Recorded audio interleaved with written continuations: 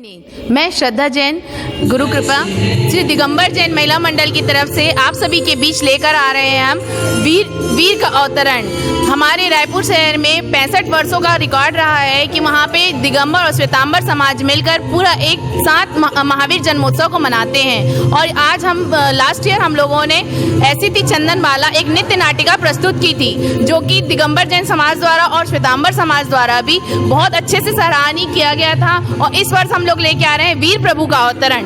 कैसे हुआ था वीर प्रभु का अवतरण, ये देखने के लिए आप सभी 3 अप्रैल को रात्रि 8 बजे जैन दादाबाड़ी में MG रोड में अवश्य पधारिए, जिसमें आप सभी देखेंगे कि वीर प्रभु ने किस तरह अवतरण लिया, उनकी माँ ने कैसे 16 स्वप्न देखे और वो सब हमारे जीवन में कितने अमूल पल थे जो कि उस समय हम लोगों ने नहीं देखा था।